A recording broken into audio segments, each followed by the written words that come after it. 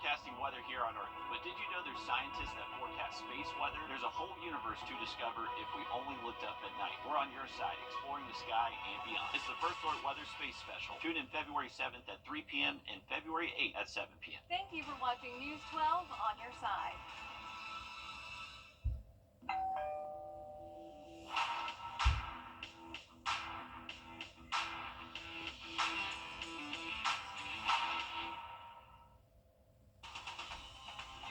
Live from Augusta, you're watching News 1226 this morning. Nearly 100 tiny homes could soon be arriving in the CSRA to address different issues. When you can expect to see them and who will be staying in them just ahead. We've got that and much more in just a bit, but first, good morning. Thank you for joining us. I'm Nick Wrdw. And I'm Ashley Campbell. It is 6 o'clock on your Monday as we send things over to Tim with what we can expect as we head out the door, and we got a lot of fog behind you there. Fog's the biggest problem right now. At the top of the mind here is dense fog advisory still continues. Everybody included, all counties in the viewing area, Midlands of South Carolina under as well. Richmond and Aiken counties are seeing an increase in homelessness as this year's annual poignant time count wraps up. The good news is leaders from both counties are coming together with a goal in mind to bring tiny homes to their communities. Your Taylor Martin joins us live on Mary Street for the latest on the Augusta project, hoping to bring homes to those aging out of foster care. So Taylor, how soon can we see this take shape?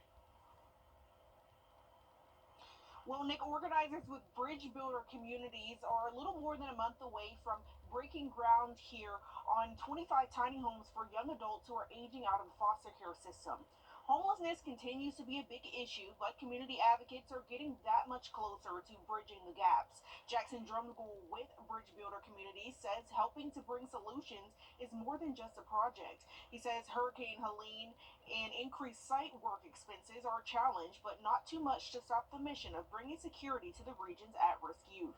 Yes, I have family members that were in orphanages and in foster care right here in Augusta. So I saw the impact of the homelessness piece. I saw the personal impact of the foster care piece. The Aiken County Homeless Housing Coalition says they're making steady progress with the city to get their 45-home project approved. Now, the second reading for that is going to be February 10th. Okay, thanks for that update, Taylor. Live out at Mary Street this morning.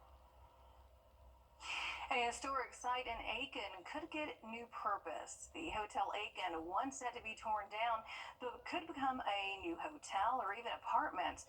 Preserving the building's history has been a passion project for many. The president of the Historic Aiken Foundation says it holds special memories. One of the suffragettes parades ended at the hotel, and then they had their banquet here at the hotel. It hosted soldiers during World War I and World War II who were home on leave. The Aiken city manager says the city bought the building back in 2021, and he says they've got 6 proposals before last Christmas to find a solution. So right now they're reviewing those. It's a waiting game this morning as Aiken and Augusta leaders anticipate growth in homeless populations. Nomi Stan with the Augusta Homeless Task Force tells us her main concern is how Hurricane Helene might have added to the existing numbers. Stan says it's all about taking action and working together as a community to tackle the issue. There's no such thing as a perfect community, but we have the most perfect partners willing to work together. That is from the nonprofit side, as well as community leaders that work for our government that really want to help people. And that perfect marriage is what it's going to take. The task force needs your help brainstorming possible solutions to help solve the homeless crisis. On your screen now is a list of meeting dates and times where you can share your ideas. Those dates are February 27th, March 27th, April 24th, and May 22nd. A full list of dates and times can be found up on our website. Just search Augusta Homeless Count. Right now, Richmond County deputies are looking for a hit-and-run suspect. Deputies say to be on the lookout for a Chevy truck, possibly red. Officials say a person riding on a scooter was hit by the driver at Virginia Avenue and Chester Avenue on Saturday. The sheriff's office says the victim was sent to the hospital for minor injuries. If you have any information on the truck or the driver, call the Richmond County Sheriff's Office. That number is right there on your screen, 706-821-1020. To South Carolina, where the state put its third inmate to death since resuming a backlog of executions.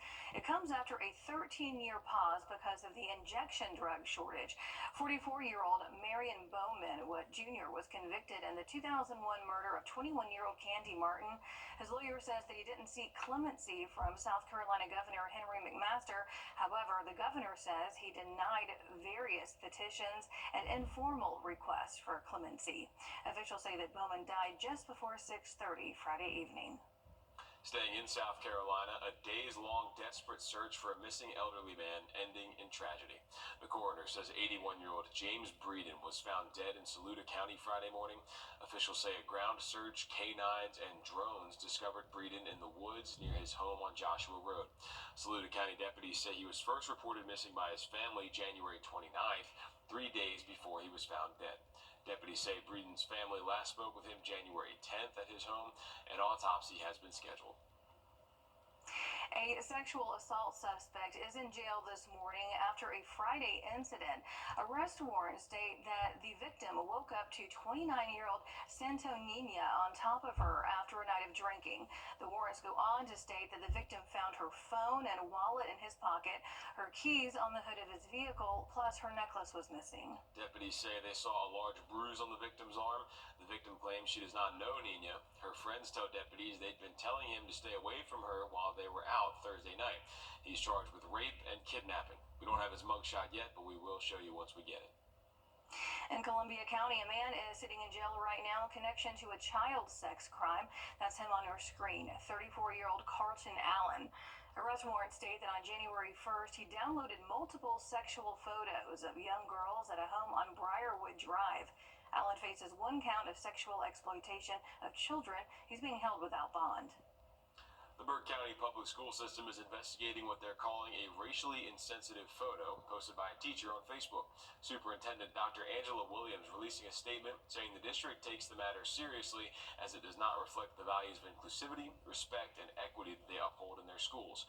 No word yet if the teacher has been fired or is still with the system, is on leave. We'll let you know when we learn more.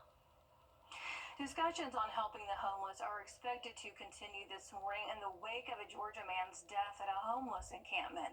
Cornelius Taylor was killed last month during a sweep at an Atlanta encampment. A police report describes an officer pulling Taylor out of the collapsed tent after the truck plowed through that area. The Atlanta City Council is considering legislation that would put a pause on the use of heavy equipment during encampment clearings. An attorney representing the victim's family, says that the city's lack of programs for the homeless are to blame. The sweeps are in and of themselves inhumane, in that until you can place people in permanent housing, you have to, again, support where they're currently living because it's all they have. The mayor has called for a review of the city policies when caring for the homeless. Taylor will be laid to rest today. Plans to revive a bill to merge multiple South Carolina health agencies are in the works. We're going to have more on that coming up. And looks like we've got to be real careful on that drive this morning. As far as conditions go for visibility, we're looking okay right now, but dense fog is apparent across a lot of the metro area. We'll be back. Stay with us. Looks like you can see a little bit right there as we give you a live look at Bobby Jones Expressway at 6:09. The CSRA. It's where we were born, where we live, where we work, where we're raising our families. It's our home. That's why the people of the CSRA count on us after an accident.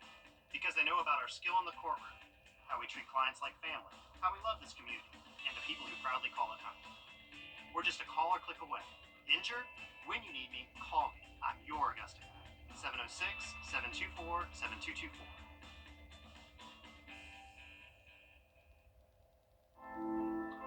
I look at her and I see my future. She is the promise that gives meaning to each new day. Her love holds us close and guides us. She is, and always will be, my everything. I celebrate her with a jeweler that I trust, and that's Windsor. Look at this one under Winter survival tool. Canty can fix your sinking sidewalks, driveways, and pool decks safely. Get a faster, affordable alternative to your sinking concrete today. Call Canty Foundation Specialists for your free estimate. Canty can fix it. After an accident, consider this. Insurance companies track the results of law firms. They know which ones ignore lowball offers and file lawsuits, and which ones have never seen the inside of a courtroom.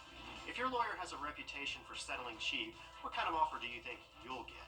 I'm Austin Jackson. At my law firm, insurance companies respect us because we stand up for our clients. Injured? Call Austin Jackson, the Augusta guy. 706-724-7224.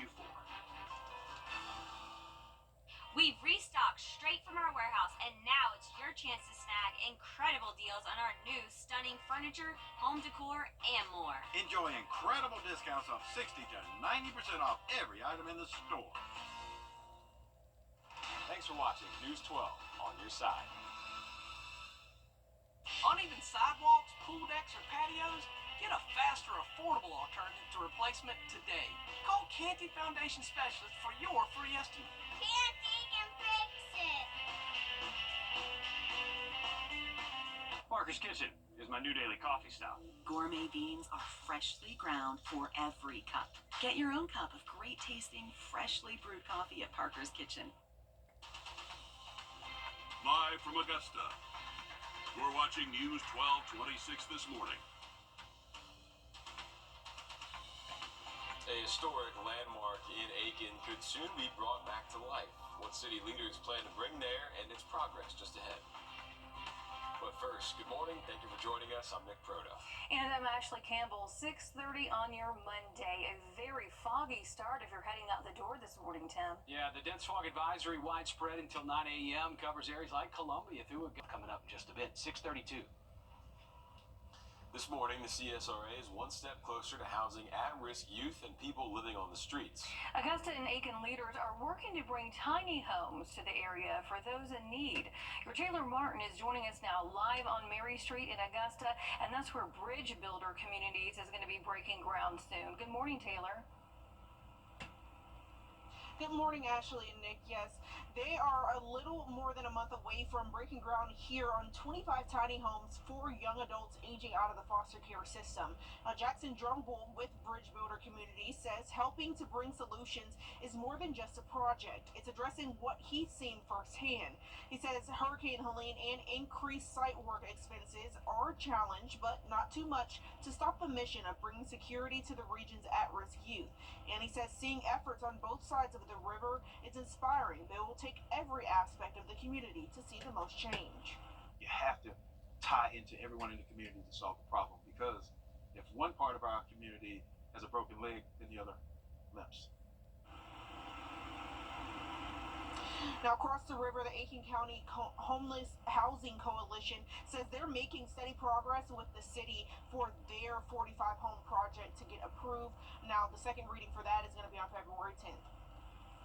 All right, thank you for that update out of Augusta and Aiken there. So we'll see what comes out of that.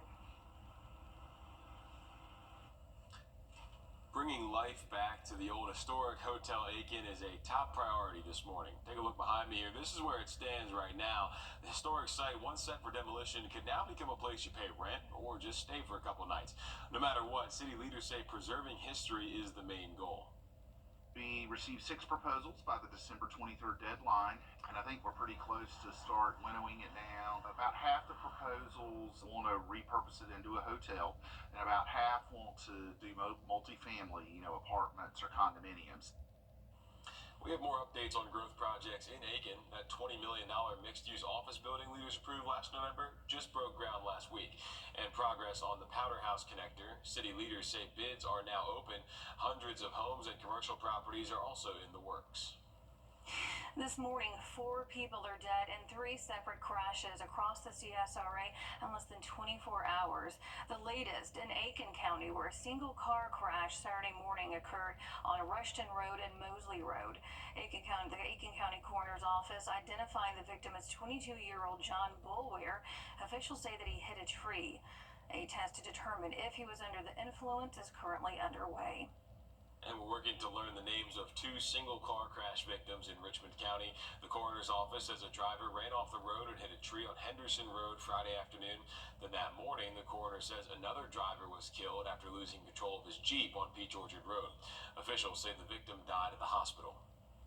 And lastly, in Burke County, at least one person is dead after a 3-car crash involving a log truck, pickup truck, and a car. That happening on Highway 24 at Thompson Bridge Road Friday morning. Georgia State Patrol says that a tractor trailer was actually hit the pickup truck in the back, forcing the pickup truck into another lane where it was hit by head-on by a car. Highway Patrol says that the driver of that car, 58-year-old Linda Walton Dixon, died. A guilty verdict for an Augusta man in a 2022 murder over a cigarette lighter. He's on your screen now. Frederick McNeil found guilty Friday in the death of 33-year-old Anthony Flowers. The shooting happened at the corner store of Milledgeville and Wheeless Roads. McNeil tried to claim self-defense for his actions. He was charged with murder and possessing a gun during a crime. This morning, we're learning